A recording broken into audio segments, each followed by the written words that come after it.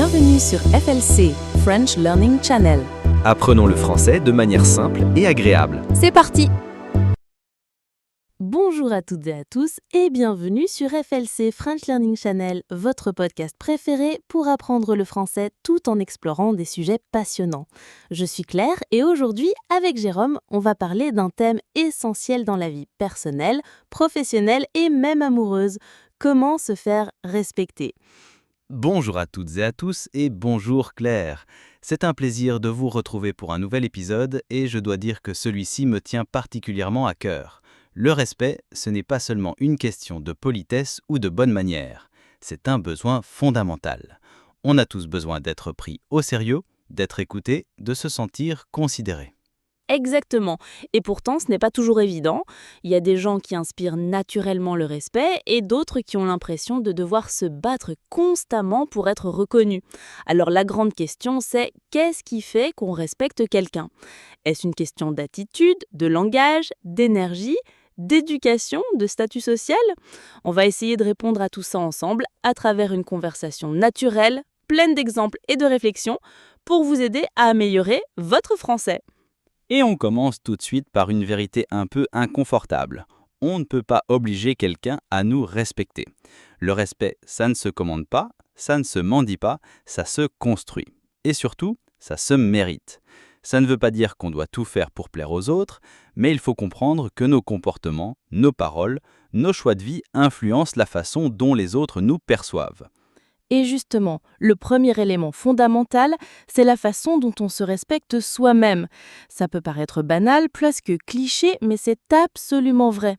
Si vous vous rabaissez en permanence, si vous acceptez des choses inacceptables, si vous dites toujours oui pour ne pas déranger, les autres finiront par vous considérer comme quelqu'un qu'on peut manipuler, contourner ou ignorer.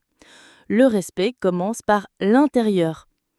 Et pour ça, il faut apprendre à poser des limites claires, dire non quand c'est nécessaire, exprimer ce qu'on pense sans agressivité mais avec fermeté. Beaucoup de gens confondent gentillesse et faiblesse. Être gentil, c'est très bien, mais être gentil au point de s'oublier soi-même, c'est dangereux. Les personnes qu'on respecte sont souvent celles qui savent dire non sans culpabiliser. Et en parlant de communication, il y a aussi le langage corporel. On ne le réalise pas toujours, mais notre posture, notre regard, notre ton de voix jouent un rôle énorme dans la perception qu'ont les autres de nous.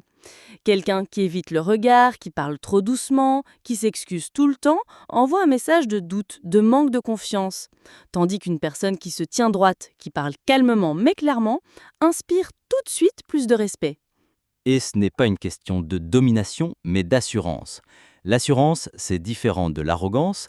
L'assurance, c'est cette capacité à être solide dans ses opinions, à rester calme sous la pression, à ne pas se laisser déstabiliser. Et ça, c'est quelque chose qu'on peut développer. Par exemple, en travaillant sa voix de voix, en prenant des cours de théâtre, en faisant des présentations ou simplement en s'exprimant davantage dans les discussions.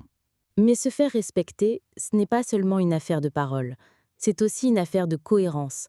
Les gens respectent celles et ceux qui sont cohérents entre ce qu'ils disent et ce qu'ils font. Si vous parlez d'honnêteté mais que vous mentez régulièrement, si vous exigez de la ponctualité mais que vous êtes toujours en retard, les gens ne vous prendront pas au sérieux. La cohérence crée la crédibilité. Et la crédibilité crée le respect. Et j'ajouterais qu'une personne respectée est souvent une personne qui a une vision. Une personne qui sait où elle va, même si ce n'est pas très clair pour les autres. Quelqu'un qui avance dans la vie avec des principes, des convictions, une certaine direction. Même si on n'est pas d'accord avec tout, on respecte les gens qui ont le courage d'être eux-mêmes, qui ne changent pas de visage selon les situations. Et il y a aussi une autre dimension, la capacité à respecter les autres. Ça peut sembler paradoxal, mais plus vous êtes respectueux, plus vous êtes respecté. Pas parce que vous attendez quelque chose en retour, mais parce que les gens sentent que vous êtes quelqu'un de juste, d'équilibré, de digne de confiance. Le respect, ce n'est pas une arme, c'est une posture. Une posture d'écoute, d'ouverture, de clarté. Par exemple, dans le travail, on respecte souvent les personnes qui savent prendre des décisions difficiles, mais qui le font avec humanité. Celles qui sont exigeantes, mais pas humiliantes. Celles qui savent dire la vérité sans écraser. C'est un équilibre subtil, mais très puissant. Et dans la vie personnelle, c'est pareil. Se faire respecter dans une relation, c'est oser exprimer ses besoins, ses émotions, sans peur d'être jugé. C'est dire à l'autre « voici qui je suis et voici ce que j'attends ». C'est aussi savoir partir quand on n'est plus respecté. Parce que rester dans une situation toxique, ce n'est pas du respect de soi. Et ça, c'est un point important. Parfois, pour se faire respecter, il faut accepter de perdre certaines choses. Une opportunité, une relation, un contrat. Mais à long terme, vous gagnez quelque chose de bien plus précieux, l'estime de vous-même. Et ça, personne ne peut vous l'enlever. J'aimerais aussi parler d'un dernier point, le silence. Le silence est souvent sous-estimé. On croit qu'il faut toujours parler, se justifier, se défendre, mais parfois, le silence est la plus grande force. Il montre qu'on n'a pas besoin de prouver quoi que ce soit, qu'on est bien avec soi-même. Les gens respectent ceux qui n'ont pas besoin de crier pour exister. Tu as raison, Claire. Le silence peut être un langage de puissance, de paix intérieure, de solidité. Et il ne faut pas en avoir peur. Alors, pour résumer un peu, se faire respecter, c'est un travail de tous les jours. Ce n'est pas un masque qu'on met. C'est quelque chose qu'on construit à l'intérieur de soi, dans son attitude, ses choix, ses mots, sa façon d'être avec soi-même et avec les autres. Et c'est aussi un processus. On n'apprend pas à se faire respecter en une semaine. C'est un chemin qui commence par l'écoute de soi, par la clarté, par l'alignement entre nos valeurs et nos actions. Et vous, chers auditeurs, qu'en pensez-vous ? Avez-vous vécu des situations où vous avez eu du mal à vous faire respecter ? Qu'est-ce qui a changé votre rapport aux autres ? Écrivez-nous. Vos expériences sont précieuses et on adore vous lire. Et surtout, n'oubliez pas que vous méritez le respect. Quoi qu'on vous ait dit, quelle que soit votre histoire, votre niveau de langue, votre âge, votre genre, votre passé, vous méritez d'être entendu, vu, reconnu.